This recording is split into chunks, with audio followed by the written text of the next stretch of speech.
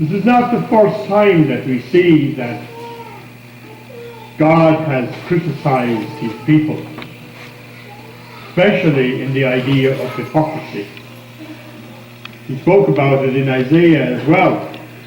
And he said, "Draw near with their mouths and honor me with their lips, while their hearts are far from me." This scripture and this understanding of hypocrisy is sometimes very unique, in that we sometimes get the inner mixed up with the outer. We're not correlating the two. Now I know you understand that what I'm talking about is sometimes in the life of spirituality we have the inner spiritual life and we have the outer spiritual life. And the one that we show on the outer side is not correlating with the one that's within.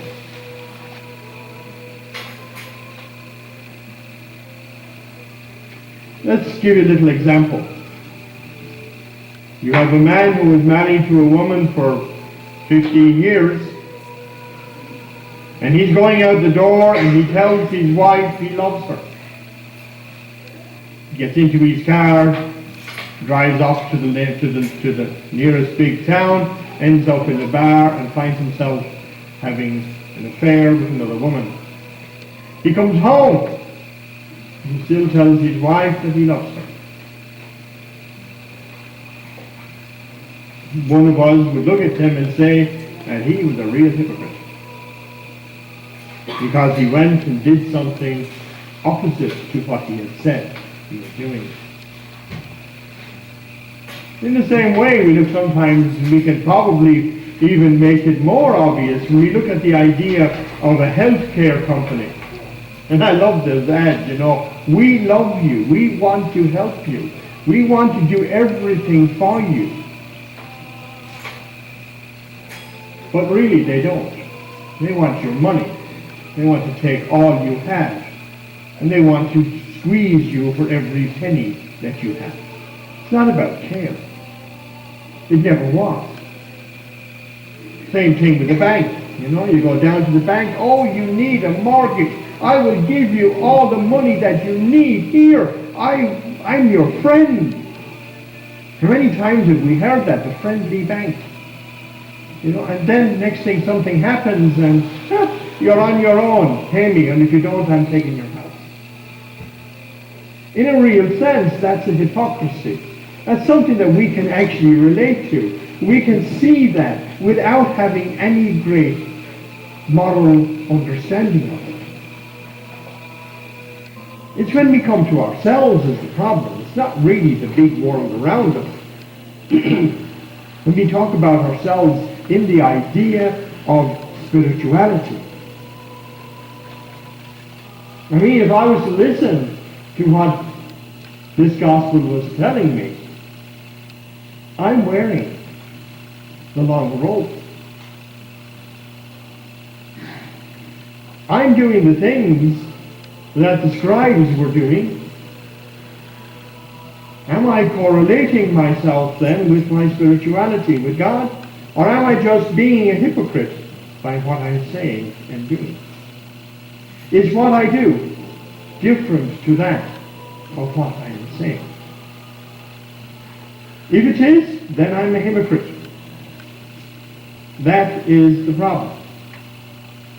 But most of us sometimes will look at that and say, no. We hide behind it. We don't see that understanding of hypocrisy. We're not able to turn around and look at ourselves in a way. We're not like the widow. This widow throws in her treasures. It's not about money. If it was really about money, he would have spoken about money. But it wasn't about money. He begins the passage about the inner person, not in correlation with the other. The widow was in correlation with the other. She's giving all that she has to her church. She's given all that she has, not just to the church, by the way. She's giving it to God. That's the difference. And he brings the disciples over and he points this out to them. He shows them that this person is giving of herself to God. Again, in the first reading, we see where the widow, mind you, it's the widow again, we hear. The one who does not have a lot is the one who gives. Why? Well, if you listen to St. Thomas Aquinas, he would tell you it's because that they have nothing else to give but of themselves. They do not have surplus to give. So the only thing they can give is themselves. And they realize that. They don't just throw money at it as such and then say, well, I've done my part. They give more than just the money. Is the money needed? Yes. In the book of Exodus we see that. The priests and the Levites who were looking after the Ark of the Triumph needed the money and needed the help of the people of Israel to keep them in and to keep the worship of God going. That's a necessary evil, as one would put it. But when we're talking about, in this gospel today, we're not talking just about that idea of giving money. We're talking about the idea of a value discrepancy. There's a new terminology. It means that the value we have in this area is different to the value we have in this area. And that happens with spirituality. Very much so. We come to Mass on a Sunday, and we say to ourselves, I have done my piece, I have got to Mass, I went to Sunday Mass, and that's it. That's my value, is I have done my obligation. It doesn't go any further than that. I go home, I get into my car, and before I leave the church grounds, I am back already in the same place as I was before I came to Mass. The question is, did I prepare myself to go to Mass? Did I take time to do prayer? Did I take time to invite my family? Did I take time to be the person who is the example for others in the understanding of preparation for Mass? So when I come into the church, I'm already involved in my giving of myself to God. That's probably the weakest area that we all have.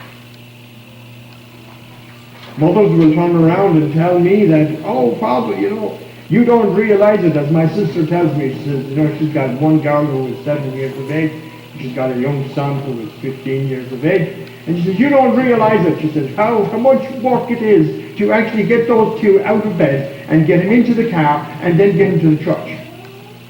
The frustration of it, she says. You don't know it, Father. You don't, and you talk about this as if you can change it.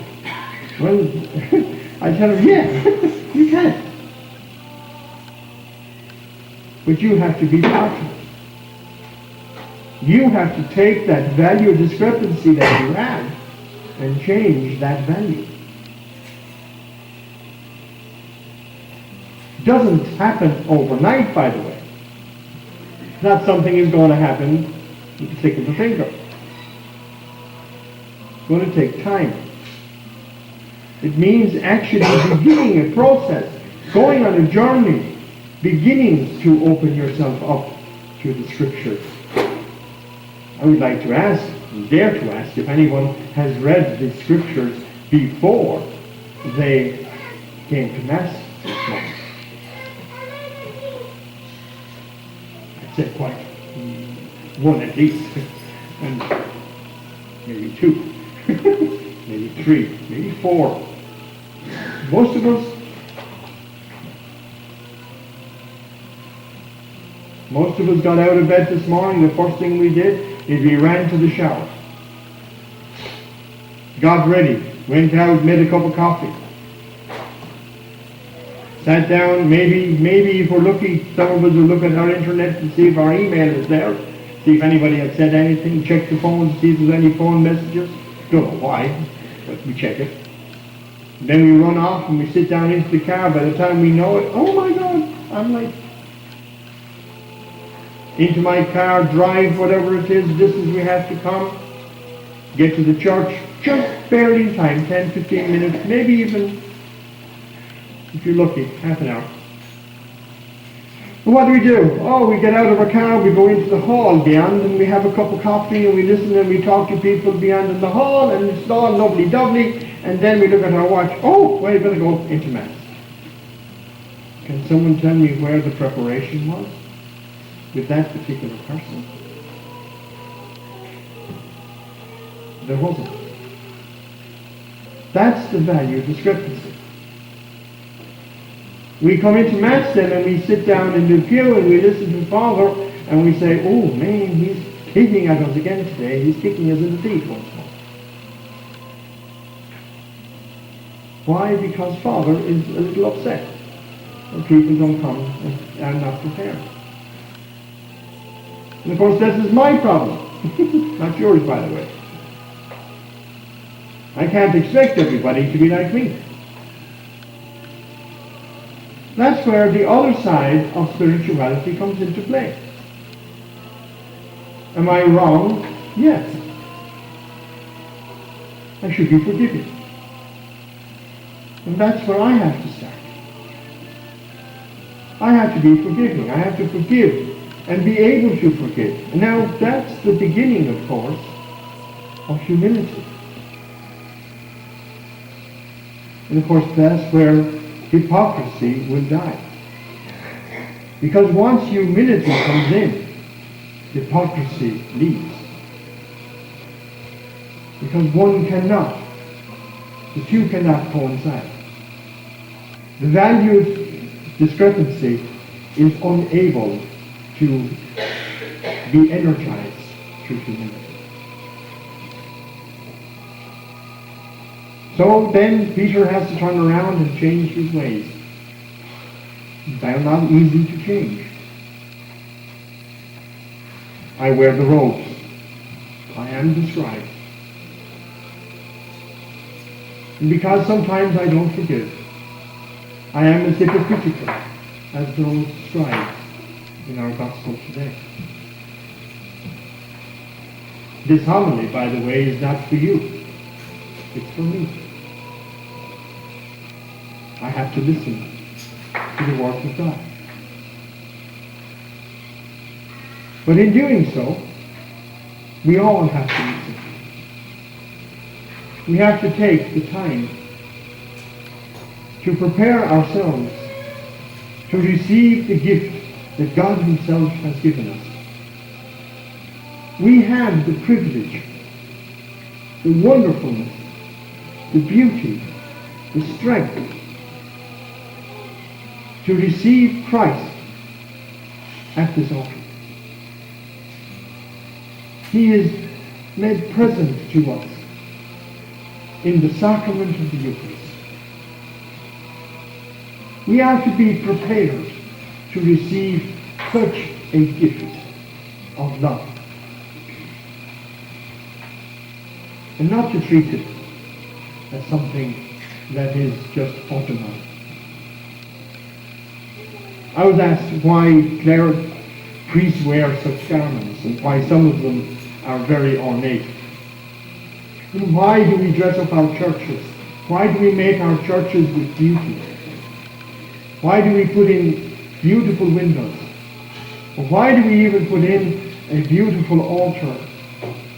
Can we not spend that money on the poor or spend it somewhere else?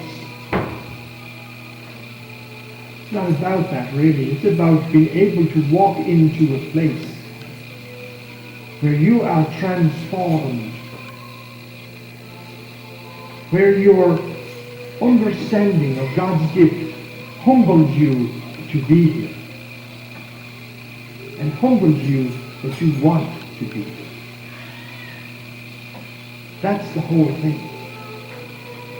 To want to be with God. If that's what we want, hypocrisy will be done away with. But by the way, that takes time, effort, prayer, and above all, forgiveness. In the name of the Father, and the Son, and the Holy Spirit. Amen.